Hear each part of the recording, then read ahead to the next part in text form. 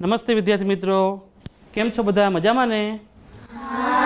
આહારના ઘટકોમાં તમે આગલા તાસમાં તેના વિશે ઘણું બધું શીખી ગયા છો. આપણે કાર્બોદિત છે, પ્રોટીન છે, ચરબી છે, વિટામિન છે, ખનિજ સારો અને પાણી આ દરેક આહારમાં રહેલા છે.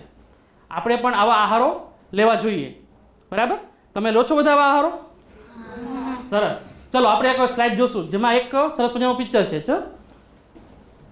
જો આમાં પેલું જે છે, પેલા ચિત્રમાં કાર્બોદિત છે, એમાં ગોળ છે, મધ છે. તો આ બધામાંથી શું મળશે? કાર્બોદિત મળશે, બરાબર? બાજુનું ચિત્ર જે છે એમાં માંસ છે, પછી ઓઇલ એટલે કે આપણે જે તેલી પદાર્થો ખાઈએ ને એ બધું છે. એટલે એમાંથી શું મળશે આપણને? ફેટ એટલે કે ચરબી મળશે, બરાબર? પછી નેક્સ્ટ ચિત્ર જે છે સાઈડમાં આવેલું એમાં મિલ્ક એટલે કે દૂધ છે, બરાબર? પછી માંસ છે અને ઈંડા છે. તો આ બધામાંથી પ્રોટીન મળશે. શું મળશે? પ્રોટીન, બરાબર? અને છેલ્લું ચિત્ર છે એ બધા જ પ્રકારના ફળો છે. એમાં એક મોટું બધું ફળ દેખાય છે, કયું છે? તરબૂચ. વેરી ગુડ, તરબૂચ છે, બરાબર? પછી લીલા પાંદડા શાકભાજી છે. આ બધામાંથી આપણને ખનિજ સારો અને પાણી મળશે, બરાબર? તો આવા બધા પ્રકારના ખોરાક આપણે ખાઈએ તો આ બધા જ પ્રકારના આપણે વિટામિન્સ, પ્રોટીન છે બધા મળી રહેશે, બરાબર? જો આપણે હવે આગલી સાઈડ પર જોશું. જો અહીંયા મેં એક સરસ મજાની થાળી બનાવી છે. આપણે ઘરે જમીએ ને તો આ થાળીમાં આવા બધા પ્રકારના કયા છે. જો પેલું છે મગનું શાક, રોટલી છે, બટાકા અને ટમેટાનું શાક છે, સલાડ છે, છાશ છે, માખણ છે, પાપડ છે અને કેરીનું અથાણું છે, બરાબર? તો આ બધી જ વસ્તુ આપણે દરરોજ જમીએ એમાં તો આ બધી વસ્તુ હોય. તો આમાંથી પણ આપણને કઈક વસ્તુ મળતી હશે. તો હવે કયા પ્રકારના ખોરાક ખાઈએ તો શું મળે એ આપણે આગળ સ્લાઇડ પર જોતા શું. જો પહેલાં મગનું શાક, બરાબર છે? તો મગના શાકમાંથી કયા પ્રકારનું પોષક ઘટક મળે છે જોઈએ આપણે? જો પ્રોટીન મળે છે, બરાબર? એટલે મગનું શાક આપણે ખાઈએ. આપણે વગર વાત કરી હતી કે ભાઈ બધા જ પ્રકારના કઠોળોમાંથી શું મળે છે? પ્રોટીન. તો મગનું શાક છે, કઠોળ છે ને, બરાબર? એમાં શું મળશે આપણને? પ્રોટીન. બીજું જોઈએ રોટલી, બરાબર? આપણે રોટલીમાંથી શું મળશે? કાર્બોદિત મળશે. આપણે વાત કરી હતી ભાઈ રોટલી છે, રોટલા છે, બટાકા છે, આ બધામાંથી શું મળે આપણને? કાર્બોદિત મળે. એટલે રોટલી પણ ખાવી જોઈએ આપણે. પછી નેક્સ્ટ જો બટાટા અને ટમેટાનું શાક. બટાટા છે એમાં શું મળશે? કાર્બોદિત મળશે, બરાબર? અને ટમેટા છે એમાં શું હોય? વિટામિન્સ હોય. એટલે આ બંને શાક છે એમાંથી આપણને કાર્બોદિત અને વિટામિન્સ મળશે, બરાબર? ચલો આગળ. છાશ છે કેવી હોય? ખાટી હોય. તો ખાટી હોય તો શું હોય? એમાં વિટામિન્સ હોય. જો વિટામિન સી આપણે એમાં કીધું ને કે વિટામિન્સ છે એ ખાટા ફળોમાં હોય. તો છાશ છે એ પણ ખાટી જ છે. આગળ જોઈએ માખણ. માખણ છે આપણે હમણાં વાત કરી હતી. માખણ છે કેમાં હોય? ચરબીમાં. વેરી ગુડ, ચરબીમાં છે માખણ હોય, બરાબર? તો ચરબી મળશે. સલાડ એટલે કે આપણે જે સંભારો ખાઈએ ને કાચો બધો એને સલાડ કહેવાય, બરાબર? એમાં શું મળશે? વિટામિન અને ખનિજ સારો. પછી આગળ કેરીનું અથાણું. હવે કેરીનું અથાણું કેવું હોય? ખાટું હોય, બરાબર છે? તો ખાટું હોય એટલે આપણે ખ્યાલ પડી ગયો શું હોય? Vitamin C. જોઈએ વિટામિન સી, બરાબર છે? તો સાચા છો બધા. પછી આગળ પાપડ છે લગભગ ચોખાના લોટના બનેલા હોય, બરાબર છે? ચોખાનો લોટ છે તેમાં કાર્બોદિત હોય. ઓકે, પાપડ છે એમાં શું મળશે? કાર્બોદિત મળશે. આપણે જોયું ને, આપણે જે સરસ મજાની થાળી બનાવી હતી એમાં કાર્બોદિત મળ્યું, પ્રોટીન મળ્યું, ચરબી મળી. આ દરેક પ્રકારના પોષક ઘટકો આપણે મળ્યા. એટલે સવારથી લઈ અને સાંજ સુધી આપણે જે વસ્તુ ખાઈએ એને આહાર કહેવાય. શું કહેવાય? બરાબર. જો જે આહારમાં કાર્બોદિત, પ્રોટીન, ચરબી, ખનિજ સારો, વિટામિન અને પાણી જેવા ખોરાક છે એના મુખ્ય ઘટકો આવેલા હોય તેને શું કહેશું આપણે? સમતોલ આહાર. શું કહેશું? સમતોલ આહાર. આપણે જેમ ખાદ્ય પદાર્થો ખાઈએ છીએ તેવી રીતે તેને રાંધવાની પદ્ધતિ પણ અલગ અલગ છે.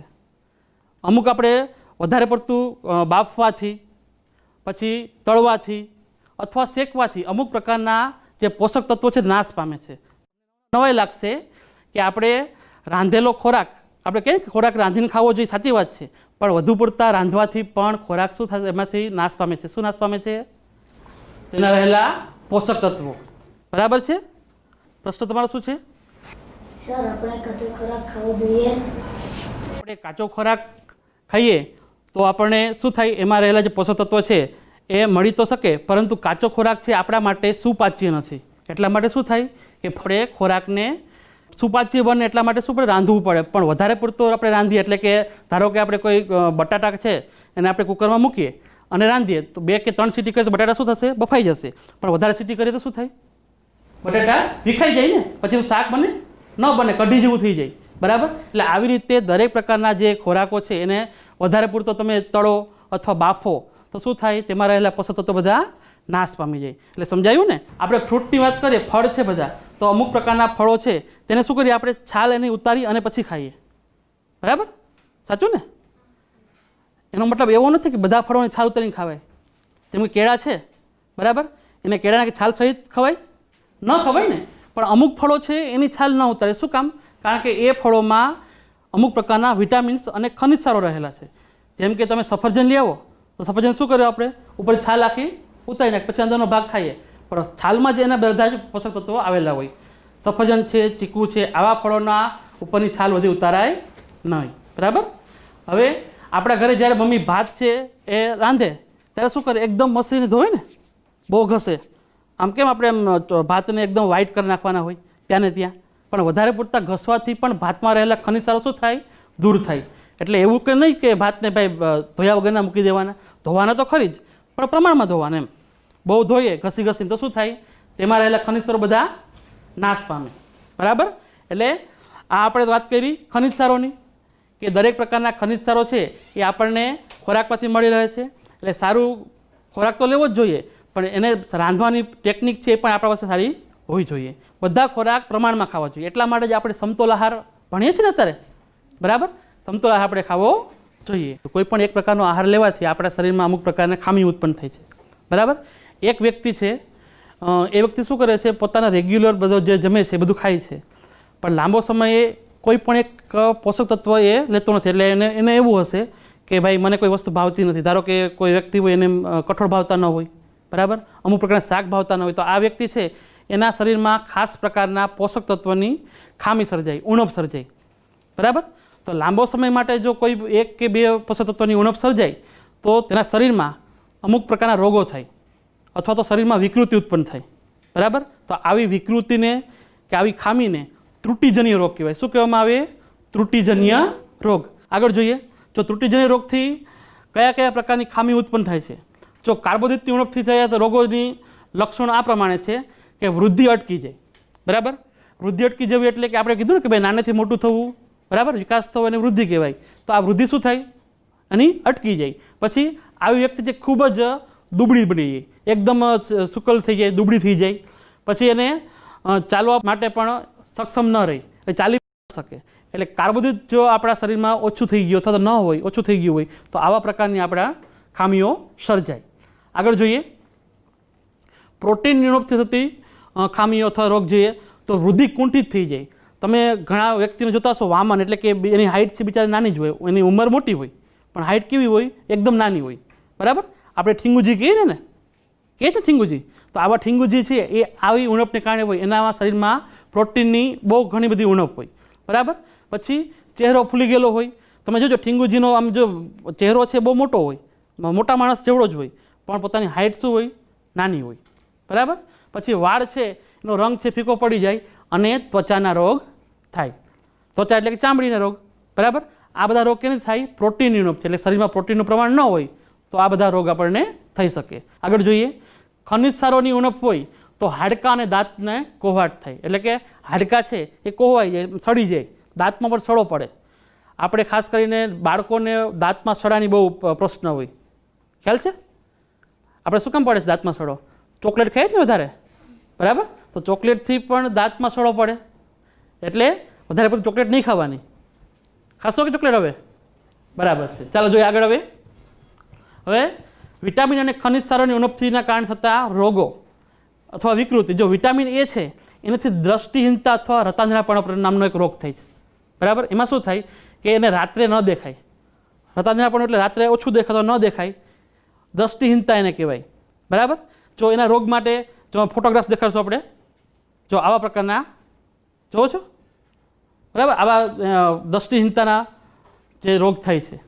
પછી આગળના વિટામિન્સ માટે જોઈએ. વિટામિન્સ B1 એમાં બેરી નામનો રોગ થાય છે. બરાબર. આ બેરી રોગ છે એમાં હાડકાં છે એકદમ કોહવા લાગે, એકદમ હાડકાં છે સડવા લાગે અને એમાં માવો છે ખવાઈ જાય, બરાબર. અને ચામડી છે એકદમ ઓલી થઈ જાય, બરાબર. જોઈએ જો છે ને ચામડી ઉપર એકદમ ડાઘા જેવા થઈ જાય. આ બધા કેના લક્ષણો છે? બેરી રોગના, બરાબર, જે વિટામિન B1ની ઉણપથી આપણા શરીરમાં થાય છે. જોઈએ આગળ. જો વિટામિન Cની ઉણપ આપણા શરીરમાં હોય તો સ્કર્વી નામનો રોગ થાય, બરાબર. જો સ્કર્વીના આપણે ફોટોગ્રાફ્સ જોઈએ, દાંતમાં સડો થાય અને દાંતના જે પેઢા હોય ને એમાંથી લોહી નીકળે. અને આવી વ્યક્તિ હોય એને જ્યાં લાગે ત્યાં જલ્દી રૂઝ નથી વળતી. એટલે આપણે સામાન્ય રીતે લાગે તો 1 કે 2 દિવસમાં શું થાય? એ રૂઝાઈ જાય ને, ત્યાં આપણને સારું થઈ મટી જાય. પણ આવી વ્યક્તિ હોય, સ્કર્વી જેનો રોગ થયેલો હોય, એને લાંબો સમય સુધી રૂઝ આવતી નથી, બરાબર. વિટામિન ડીની ઉણપ હોય તેને રિકેટસ અથવા સુક્તાન નામનો રોગ થાય, બરાબર. આ રોગમાં જોઈએ એના લક્ષણો તો પગ છે એકદમ વળી જાય અને પગ છે એકદમ નાજુક હોય, એકદમ વળી જેવા થાય. જોવો છો ને બધા, બરાબર. એટલે આ છે એ સુક્તાન રોગથી થાય છે, જે વિટામિન ડીની ઉણપથી આપણા શરીરમાં થાય. આગળ કેલ્શિયમની ઉણપ હોય તો હાડકાં અને દાંતના કોવાટ થાય. આપણે મેં તમને વાત કરી ને કે છોકરાનો દાંત છે બહુ સડી ગયેલા હોય, સડ્યા હોય એકદમ. શું કામ? કારણ કે નાના બાળકોમાં કેલ્શિયમની વધારે ઉણપ હોય, એટલા માટે ડૉક્ટર એને કેલ્શિયમની ગોળીઓ એ બધું આપે છે, બરાબર. એટલે આપણને કેલ્શિયમની ઉણપનો એવો રોગ ન થાય એ ખાસ ધ્યાન રાખવું, બરાબર. એટલે શું ખાવાનું? કેલ્શિયમ જેથી મળી રહે એવા ખોરાકો ખાવાના. જોઈએ આગળ. હવે કેલ્શિયમમાં જો આ દેખાય છે, દાંતમાં સોજો આવે તો દાંત સડી જાય, પછી પગમાં નખમાં બધામાં સડો આવે, આવા રોગો થાય. પછી આયોડિનમાં ગોઈટર, એને ગળગંઠ કહેવાય અથવા તો ગળસૂંઢો આપણે કહીએ. ગળસૂંઢો એટલે ગોઈટર એટલે કે ગળામાં આવેલી જે થાઇરોઇડ ગ્રંથિ છે એમાં સોજો આવે અને થાઇરોઇડ ગ્રંથિ ફૂલી જાય અને ગળું છે ત્યાં મોટી એવી ગાંઠ થાય, બરાબર. ગળું છે બેડોળ બની જાય, આપણે જોવું ન ગમે એવું ગળું થઈ જાય. એને શું કહેવાય? ગોઈટર કહેવાય. એ ગોઈટર છે એ શરીરમાં આયોડિનની ઉણપ હોય તો આપણે થાય. એટલા માટે સરકારશ્રી દ્વારા તમને ખ્યાલ હોય તો મીઠામાં કહે છે કે મીઠું છે આયોડિનયુક્ત ખાવું, બરાબર. જાહેરાતો પણ આવે છે ટીવીમાં કે હંમેશા મીઠું આયોડિનયુક્ત જ ખાવું. તેથી શું થાય? આપણા શરીરમાં આયોડિનનું પ્રમાણ જળવાઈ રહી. જોઈએ આપણે એના ફોટોગ્રાફ્સ. જો ગળું છે એકદમ ફૂલી ગયું, બરાબર. એટલે આ કયો રોગ છે? ગોઈટર. અને કેની ઉણપથી થાય છે? આયોડિનની ઉણપથી, બરાબર. આગળ જોઈએ. આયર્ન. આપણા શરીરમાં જો આયર્ન ઓછું હોય તો એનિમિયા, એને બીજા નામથી પાંડુ રોગ પણ કહેવાય, બરાબર. આ રોગ થાય છે. જો એના ફોટોગ્રાફ્સ જોઈએ આપણે જીભ હોય ને એમાં ચાંદા પડે, બરાબર. અને ચાંદા સામાન્ય ચાંદા ન પડે, પણ આ ચાંદા છે એ લાંબો સમય સુધી રહે અને મટે નહીં, બરાબર. થોડોક સમયમાં ન મટે. આપણે સામે જે ચાંદી નેટ પડે છે ને એ થોડા સમય મટી જાય, પણ આ જે એનિમિયા રોગ થયેલો વ્યક્તિ હોય એને એ ચાંદા મટતા નથી. અને એને આંખના જે પોપચા છે એ ફૂલેલા જ રહે. આપણે આંખના પોપચા સામાન્ય છે એ હોય ને, આના કેવા હોય? લાલ એકદમ થઈ જાય અને ફૂલેલા હોય. એટલે આ છે એનિમિયા એટલે કે પાંડુ રોગના ચિહ્ન છે, બરાબર. તો આપણે આ પ્રકરણમાં સમતોલ આહાર અને ત્રુટિજન્ય રોગ 2 ટોપિક શીખ્યા. બધાને મજા આવી ને? તો તમે બધા સમતોલ આહાર લેશો, બરાબર. તો આપણે પણ આવા રોગના ભોગ ન બનીએ તે માટે બધા જ પ્રકારના ખોરાકો ખાવાના અને સમતોલ આહાર લેવાનો. હવે ફરી પાછા મળીશું આપણે બીજા ટોપિકમાં. આવજો ત્યારે.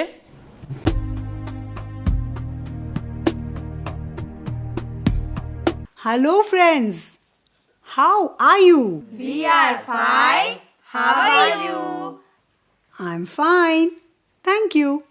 Today we have 2 new friends in class, Gattu and Gappi. Let's meet them. Hello everybody. I am Gattu. આઈ એમ અરે you are Gappi. Oh Gappi, હવે તો હદ થઈ ગઈ. You forgot your name. Yes I know. શું કરું? Last evening I went to the doodhwala but ભૂલી ગઈ કે હું શું લેવા આવી હતી. પાછું ઘરે મમ્મીને પૂછવા આવવું પડ્યું. મારું તો હોમવર્ક કરવાનું પણ રહી જાય છે. Oh, that's not good. Yes, I have solution for you. You should write a daily diary. What is a diary? Will it help me? What should I do?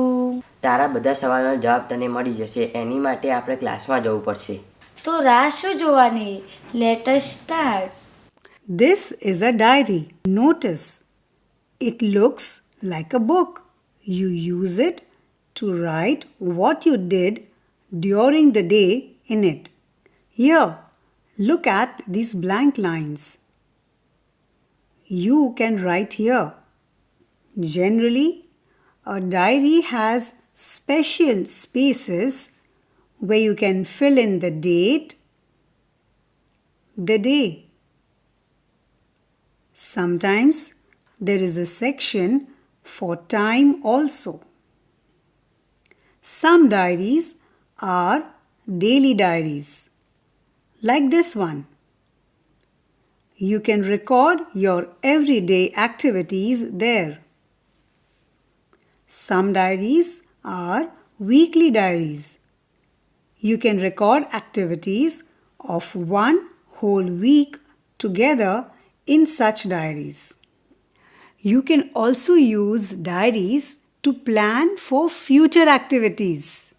Such diaries are called planners. You get weekly planners, monthly planners and yearly planners. પ્લાનરમાં આપણે આખા દિવસમાં શું શું કરશું તેનો plan કરી શકીએ છીએ. Let's look at a filled up diary. There is a young girl, Archana. She is just like you. She has filled up her diary. Let's look at it. Here it is. Look, the date is 29th. Come on, let's read the diary. I was at home till the afternoon. My mother had made delicious halwa in the morning. I ate 2 plates full of halwa. Now the next entry is for Monday 30th. Let's read that. I went to school today and then I enjoyed tasty roti and vatananu shak in the recess. I shared it with my friend Neeta. Now let's read what Archana did on Tuesday.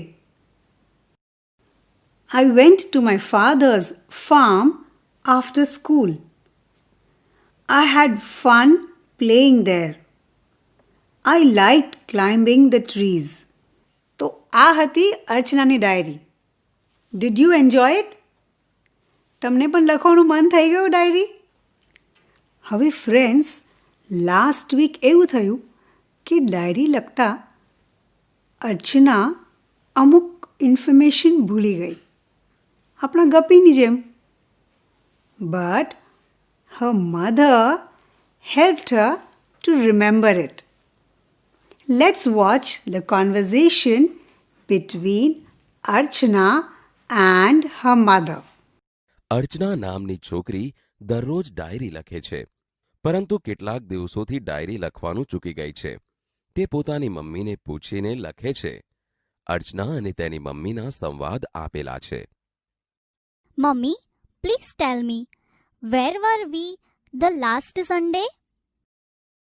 We were on the farm. Oh yes. What was the name of that big tree? Big tree? One near the well. Yes, that was an amla tree. Okay. Where was I on Friday afternoon? On Friday? What was the date? It was the 11th of this month. We were in the Doodh Sagar dairy. And Mummy, on the 12th? You and your friends were at library? Oh yes, I remember now. I was there with my friends. And on the 10th of this month? On the 10th of this month, you were at the doctor's clinic. Yes, but I will not write that. Why not, beta? No, it was a bad experience. But it was a real experience. So please do write it. એની મધરની help લઈને Archana has written all that she did during last week. અર્ચનાની diary તો આપણે વાંચી લીધી. Now let's see how much you remember. Where was Archana on the 12th? Where was Archana on the 12th? Let's look at the diary again. Archana ક્યાં હતી? At the library. So what is the answer? Archana was at the library on the 12th. Very good. Okay, next question. When did Archana go to the farm? When did Archana go to the farm? Think. Kyare? Remember? Okay, let's look at the diary again.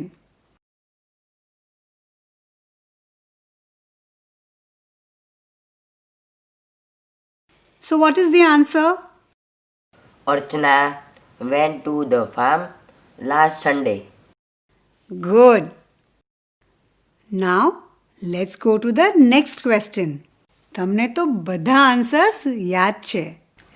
Now I have something more interesting for you. Here is a table. તમે notice કર્યું આ કોના વિષય છે? Last Sunday. Archana. Yes, it is about Archana's diary.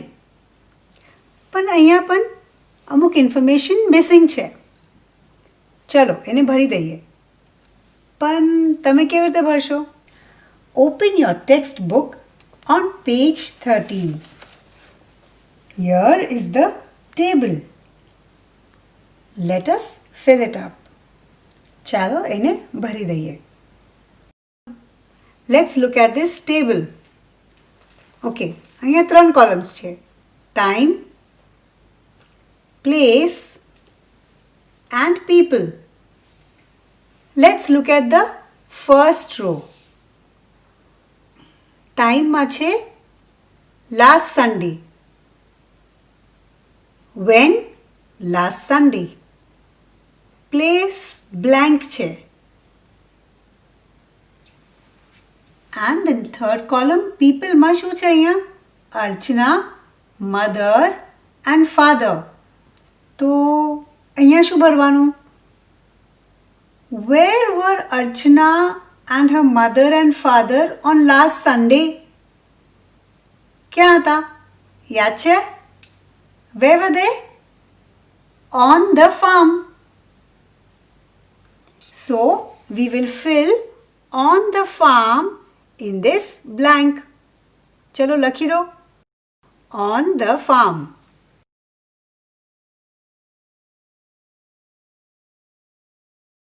So Archana was on the farm last Sunday. આવી રીતે તમારે table ભરવાનું છે. In your textbook, અર્ચના અને તેમના મધરનું કોન્વર્ઝેશન છે. તેને વાંચી લો